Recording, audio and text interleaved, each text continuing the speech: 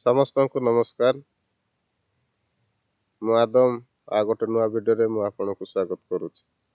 ଆଜିର ବିଷୟ ଗାଲାତୀୟ 5 ଅଧ୍ୟାୟ ତାର 15 ପଦକୁ ନେଇକି ଆମେ ବିନଷ୍ଟ ବିଷୟରେ ସେ ଜାଗାରେ ଲେଖା ହେଇଛି। ତ ସେଥିପାଇଁ ଆମେ ସେ ବିଷୟରେ ଆମେ ଚିନ୍ତା କରିବା ପୂର୍ବରୁ ଆଉ ଗୋଟେ ବିଷୟକୁ ଦୃଷ୍ଟାନ୍ତ ଦ୍ୱାରା ମୁଁ ଆପଣମାନଙ୍କ ସହିତ କଥା ହେବା ପାଇଁ ଚାହେଁ।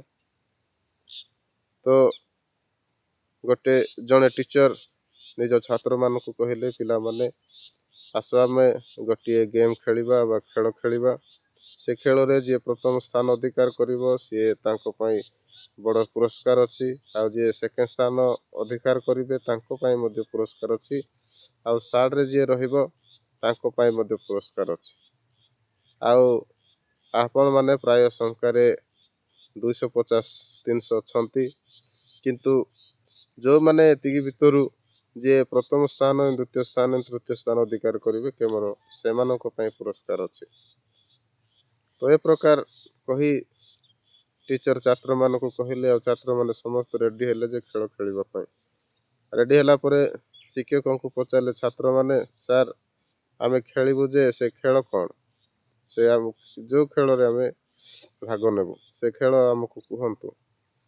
ତ ସେ ସମୟରେ ସାର୍ କହିଲେ, ଦେଖନ୍ତୁ ଆମର ଗୋଟେ ବିଲ୍ଡିଂ ଅଛି, ସେ ବିଲ୍ଡିଂରେ ପ୍ରାୟ 400 ବେଲୁନ୍ ରଖା ହେଇଛି, ଆଉ ପ୍ରତ୍ୟେକ ବେଲୁନ୍ରେ ଆପଣମାନଙ୍କର ନାଁ ଅଛି ଏବଂ ଫଟୋ ଗୋଟେ ଲାଗିଛି, ଛୋଟିଆ ଫଟୋଟେ ଲାଗିଛି। ଆପଣମାନେ ସେ ବେଲୁନ୍ ଖୋଜିକି ଆସିବାକୁ ପଡ଼ିବ। ତ ବହୁତ ବଡ଼ ବେଲୁନ୍ ଯଦି କିଏ ଫଟେଇବ ତାଙ୍କର ବହୁତ କିଛି ରିକ୍ସ ଅଛି, ସିଏ ଫାଇନ୍ ନେବେ। ମାତ୍ର ଯିଏ ବେଲୁନ୍କୁ ଫଟେଇବ ନାହିଁ, ମାତ୍ର ଏ ଜାଗାକୁ ସୁରକ୍ଷିତ ଭାବରେ ରଖି ଆସିବ ବା ପହଞ୍ଚେଇବ, ସିଏ ପ୍ରଥମ ସ୍ଥାନ ଅଧିକାର କରିବ। ତ ଚାଲନ୍ତୁ କହିକି ଖେଳ ଆରମ୍ଭ କଲେ ଫାଷ୍ଟର। ଆଉ ସେମାନଙ୍କୁ 5 ମିନିଟ୍ ସମୟ ଦେଲେ। 5 ମିନିଟ୍ ସମୟରେ ସେମାନେ ଯାଇ ଖୋଜିବା ପାଇଁ ଆରମ୍ଭ କଲେ, କିନ୍ତୁ 5 ମିନିଟ୍ ସରିଗଲେ କେହି ମଧ୍ୟ ନିଜର ବେଲୁନ୍କୁ ପାଇପାରିଲେ ନାହିଁ। ତ ଘଣ୍ଟି ବାଜିଲା, ସମସ୍ତେ ଫେରିଲେ। ଆଉ ଶିକ୍ଷକ କହିଲେ, ତମେ କ'ଣ ପାଇଲ ନାହିଁ କି ନିଜର ବେଲୁନ୍? ନାଇଁ ସାର୍, ଆମେ ପାଇଲୁନୁ କହିକି ଛାତ୍ରମାନେ କହିଲେ। ତ ଦ୍ୱିତୀୟ ଥର ସେ ଚାନ୍ସ ଦେଲେ, ଦେଖ ଏବେ ଆଉ ଗୋଟେ ଥର ମୁଁ ଚାନ୍ସ ଦେଉଛି, ସେ ଅନୁସାରେ ତୁମେମାନେ ଖେଳ। ସାର୍ କେମିତି ଖେଳିବୁ? ଛାତ୍ରମାନେ ପଚାରିଲେ। ତୁମେ ଯେଉଁ ବି ବେଲୁନ୍ ପାଇଲ ସେ ଜାଗାରେ ଫଟୋ ଦେଖ ଏବଂ ନାମ ଦେଖ, ଯାହାର ତୁମେ ପାଇଛ ତାଙ୍କୁ ତୁମେ ଦେଇଦିଅ। ଯଦି ଏବେ ବି ଯଦି ଆପଣମାନେ 5 ମିନିଟ୍ ଯଦି ପାରିବ ନାହିଁ, ତାହେଲେ ଆପଣମାନେ ହାରିଯିବେ। ତ ପିଲାମାନେ ଖୁସି ହେଲେ, ଆଉ ହଁ ସାର୍ ଠିକ୍ ଅଛି କହିକି ସେମାନେ ପୁଣି ଥରେ ଖେଳ ଆରମ୍ଭ କଲେ। ଆଉ ଯେତେବେଳେ ଟିଚରଙ୍କର କଥାକୁ ସେମାନେ ମାନିଲେ, ଯାଇକି ବିଲ୍ଡିଂରେ ପ୍ରବେଶ କରୁ କରୁ ଯେଉଁମାନେ ଯେଉଁ ବେଲୁନ୍ ଧରିଲେ ସେଇଠି ଦେଖୁଛନ୍ତି, କାହାର ନାମ ଅଛି, କାହାର ଫଟୋ ଅଛି, ସାଙ୍ଗେ ସାଙ୍ଗେ ଦେଇ ଦେଉଛନ୍ତି। ଦେଲା ପରେ ସେମାନେ ସମସ୍ତେ ଆସିକି ପହଞ୍ଚିଗଲେ।